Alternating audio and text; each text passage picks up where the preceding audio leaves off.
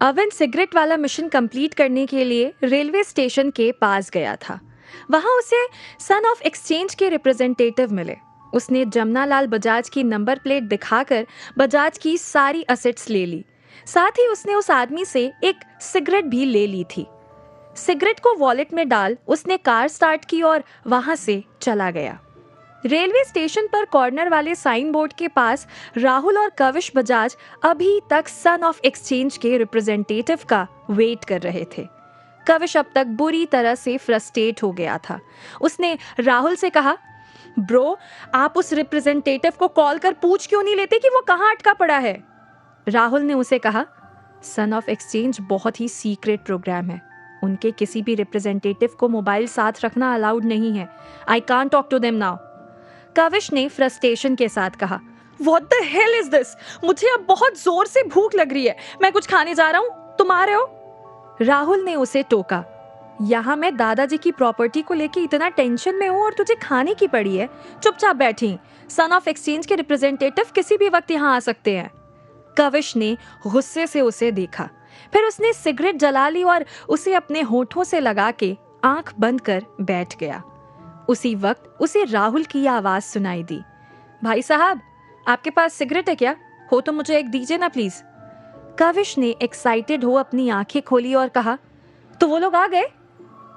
राहुल ने उससे कहा, नहीं, मुझे लगता है वो जानबूझकर सामने नहीं आ रहे हैं। उसने कार का दरवाजा खोला और बाहर निकलकर जोर से चिल्लाने लगा, भाई साहब, आपके पास सिगरेट है क्या? हो तो मुझे एक दीजिए ना प्लीज। ये बोल वो आगे की तरफ दौड़ने लगा। कविश ने सिगरेट फेंक दी। वो जल्दी से कार से बाहर निकला और चिल्लाते हुए राहुल के पीछे दौड़ने लगा। ब्रो, ये क्या कर रहे हो? पागल हो गए हो क्या? राहुल ने पीछे मुड़ उससे कहा, मुझे फॉलो कर कविश और जोर से बोल, भाई साहब, आपके पास सिगरेट है क्या? कविश ने अपना सिर पकड़ लिया। वो धीरे से बोला, भाई की सटक गई है। राहुल वहां फुटपाथ पर लेटे हुए मजदूरों के बीच जाकर पूछने लगा, भाई साहब, आपके पास सिगरेट है क्या? कुछ मजदूर राहुल को देख धीरे से हंसने लगे, लेकिन तभी एक मजदूर उसके पास आकर खड़ा हो गया।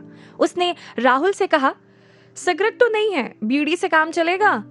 तभी कविश ने राहुल को आवाज लगाई, ब्रो, मैंने पता लगा लिया, वो यहाँ है। राहुल ने दूर खड़े कविश की तरफ देखा। वो एक लंबे बाल वाले आदमी के सामने खड़ा था। राहुल तेजी से चल के उसके पास गया। कविश ने उस लंबे बाल वाले आदमी की तरफ इशारा कर राहुल से फिर कहा, यही है वो। राहुल बहुत ही ज्यादा एक्साइटेड हो गया। उसने उस आदमी को ध्यान से देखा और पूछा, भाई साहब, आपके पास सिगरेट है क्या? हो तो मुझे एक दे दीजिए ना प्लीज। उस लंबे बाल वाले आदमी ने राहुल को घूरा और गुस्से से बोला, नहीं है। राहुल ये सुन और ज्यादा एक्साइटेड हो गया। उसने उस आदमी से आगे का कोई कोड वर्ड कहा, देखिए ना, शायद एक आध मिल जाए। वो आदमी बुरी तरह से राहुल पर उबल पड़ा। वो जोर से चीखा, सालो, एक बार में समझ नहीं आता, कहा ना कि सिगरेट नहीं है, फिर भी तुम दोनों बार बार मुझसे सिगरेट मांग रहे हो।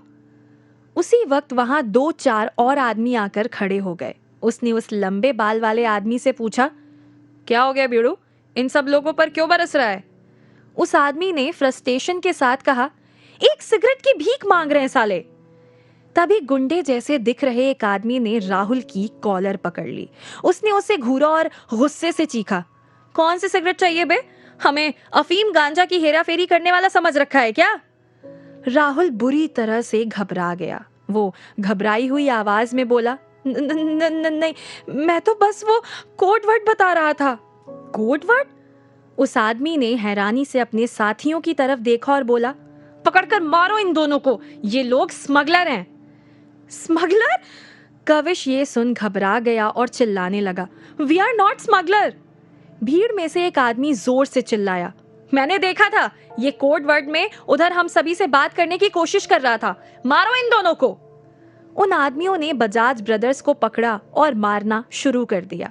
शोरगुल सुन वहां और भी लोग जमा हो गए और सभी लोग उन दोनों को स्मगलर समझकर बुरी तरह से मारने लगे। लगभग 20 मिनट तक मारपीट करने के बाद लोगों ने उन दोनों को छोड़ दिया और धमकी दी, आइंदा से हमारे इलाके में दिखाई दिए तो यहाँ से वापस नहीं जा पाओगे। राहुल घबराई हुई आवाज में बोला। नहीं आएंगे, कभी नहीं आएंगे। वो लोग वहां से चले गए। राहुल और कविश के कपड़े जगह जगह से फट चुके थे। दोनों ठीक से खड़े भी नहीं हो पा रहे थे। तभी कविश ने राहुल से कहा, ब्रो, अब जल्दी से यहाँ से भाग लो। वो दोनों एक दूसरे का सपोर्ट लेकर लंगड़ाते हुए अपनी कार पार्क की तरफ जाने लगे। तभी कविश जोर से चिल्लाया, ब्रो, हमारी कार कहाँ गई? यहीं पार्क की थी ना? राहुल कार को वहां न देख बुरी तरह से हैरान हो गया। मेरी कार मैंने यहीं तो पार्क की थी। वो दोनों पागलों की तरह कार को इधर उधर ढूंढने लगे। दूसरी तरफ अविन इस वक्त सन ऑफ एक्सचेंज से जमनालाल बजाज की डिपॉजिट की हुई सेफ लेकर अपने फ्लैट पर आ गया था। उसने वो ब्रीफ केस जैसे उस छोटी सी सेफ को अपने बेडरूम में ही रख दिया और मन ही मन बोला, इन सब चीजों के साथ अब कल सुबह ही डील करूंगा, अभी तो कुछ खाकर सो जाता हूं बस। वहां राहुल और कविश बड़ी मुश्किल से बजाज हाउस तक पहुंचे। राहुल सीधे फर्स्ट फ्लोर के अपने ऑफिस में जाके बैठ गया। कविश इस वक्त उसके साथ ही था। वो गुस्से से उबल रहा था। Bro, it's enough now. उन सन ऑफ एक्सचेंज वालों को तो मैं छोड़ूंगा नहीं। राहुल ने उसे कहा, तुम उस मैटर में जरा भी इंटरफेयर नहीं करोगे, मैं उसे अपनी तरह से देख लूंगा। कविश ने उसे घूरा और बोला, देन व्हाट नेक्स्ट? राहुल ने मन ही मन प्लानिंग करते हुए कहा, रेड स्टोन ग्रुप को बचाने का अब एक ही रास्ता है, राज खंडेलवाल। हमें उसकी हेल्प जल्दी से जल्दी करनी होगी। कविश कुछ और ही सोच रहा था। उसने ऊंची आवाज में कहा, उस अविन के बच्चे को तो मैं इसी वक्त उसके फ्लैट से उठवा लेता हूं। सारी मुसीबत की जड़ वही है। राहुल ने कविश को समझाया, तुम हर बार गुस्से में आकर कोई भी एक्शन लेने की गलती कर देते हो। अविन हमारा टारगेट है, लेकिन उस पर सीधा अटैक कर हम और भी बड़ी मुसीबत में फंस सकते हैं। आयरा कोहली से उसके अच्छे रिलेशन है और कोहली फैमिली कितनी स्ट्रांग है ये तो तुम जानते ही हो। कविश ने गहरी सांस ली और जोर से अपनी दोनों मुट्ठियां बंद कर बोला, आयरा कोहली, उसे भी रियलाइज करवाना है कि मैं क्या चीज हूं। वो मेरी नहीं हुई तो किसी और की भी नहीं हो सकती। राहुल उसे देख अजीब तरह से मुस्कुरा दिया। उसने कहा, प्लानिंग करो कविश, वेल प्लानिंग। हमें एक तीर से दो शिकार करने हैं। कविश ने कंफ्यूज होकर पूछा, what do you mean? Rahul अपनी जगह से खड़ा हो गया और बोला, कुछ ऐसा जिससे अविन राज खंडेलवाल की गिरफ्त में आ जाए और आयरा तुम्हारी बाहों में।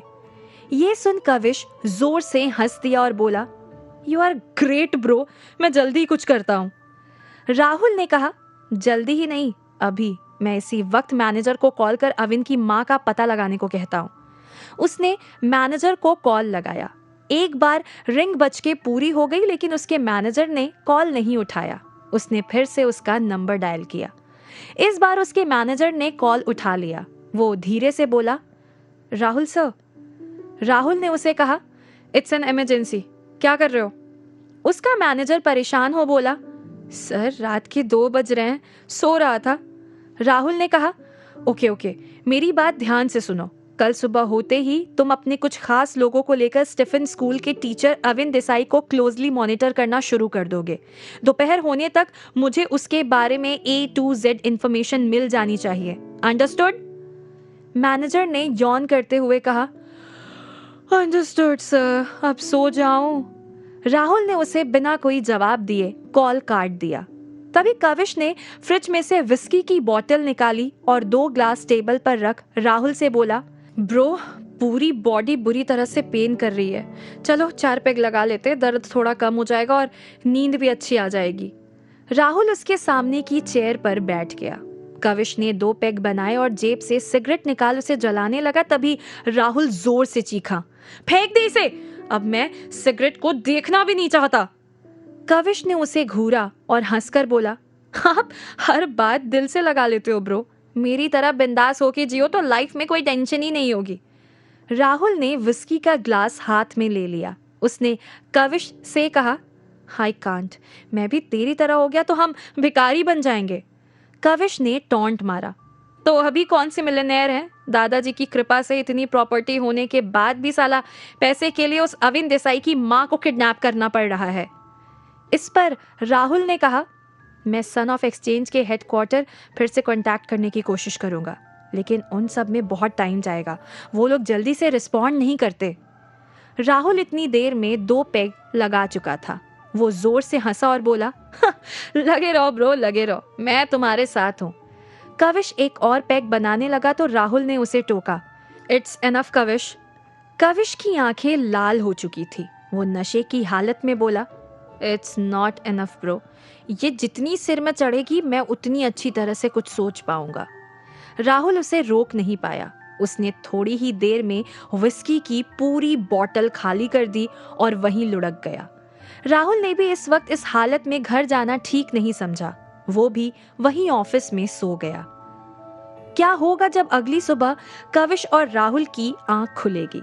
क्या उनका प्लान सक्सेसफुल हो पाएगा